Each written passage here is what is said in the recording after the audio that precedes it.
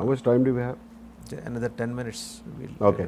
Okay. ఈ రోజున sir రెండు ప్రయారిటీలు ఆంధ్రప్రదేశ్కి, అమరావతి అండ్ పోలవరం. ఏ మాటగా మాట అండి, 14-19 మధ్య Polavaram had experienced A progress.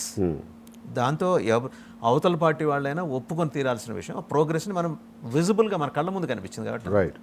But వేరాస్ miserable failure in building Amaravati. ఎందుకని? నాకు తెలిసినంత వరకు చెప్తాను. 14-19 మధ్యన ఏమైందంటేనండి, ముందు అసలు it's a completely green city కాబట్టి కాన్సెప్చువల్గా city planning wise, master plan wise we had to come to some conclusions. ఆ కంక్లూజన్స్ రావడానికి మన దగ్గర ఎక్స్పర్టైజ్ లేదు. మన టౌన్ ప్లానింగ్ ఆఫీసర్లు చెప్పలేరు. That much competent. They are not that competent.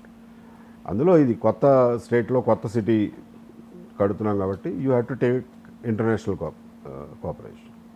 So ఇంటర్నేషనల్గా వెళ్ళినప్పుడు, బికాజ్ మనకి సింగపూర్తో ఏదో సంబంధాలు ఉన్నాయి, వ్యక్తిగతంగా కూడా తెలిసిన వాళ్ళు ఉన్నారు కాబట్టి సింగపూర్ గవర్నమెంట్ని అడిగారు. వాళ్ళు మాస్టర్ ప్లాన్ చేసి పెడతామన్నారు. But it takes time. I know how long master plans take. So master plan అవడానికి టైం పట్టింది. ఈ లోపల సైమల్టేనియస్గా ల్యాండ్ పూలింగు, ఇక్కడ ఉన్నటువంటి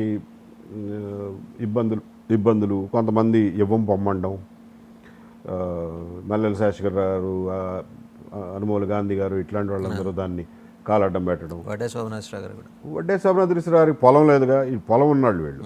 వడ్డే శోభనాథరావు గారు ఏం చెప్పినా పెద్ద ఆయన అభిప్రాయమే తప్ప పొలం ఏమో లేదు కాబట్టి, గాంధీ గారు ఇలాంటి పొలాలు ఉన్నాడు కాబట్టి వాళ్ళు ఆఫ్ చేసేవాళ్ళు. తర్వాత దీని మీద వైసీపీ వాళ్ళు చాలా కేసులు వేశారు.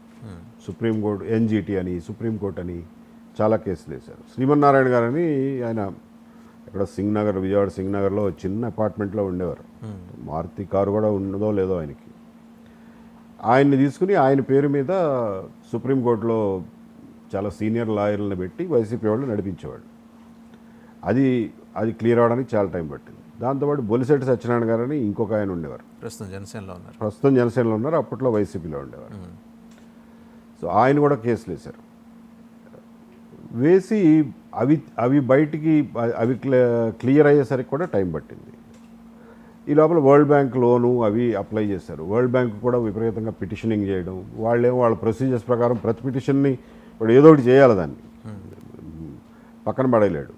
సో ఆ ప్రాసెస్లో కొంత టైం డిలే జరిగింది. దెన్ అన్నీ ఓకే అనుకుని, ఓకే మాస్టర్ ప్లాన్ రెడీ అయింది, మొదలెడదాం అనుకునే టైంకి ఎలక్షన్లు వచ్చినాయి. మధ్యలో బీజేపీతో డిఫరెన్సెస్. సరే, coming to present scenario sir, కొంచెం ఊపందుకుంటుంది అనే నమ్మకం మీకుందా? ఖచ్చితంగా. ఇప్పుడు పనులు మొదలైనట్లున్నాయి కదా. I'm quite optimistic about it. మనం చివరిలో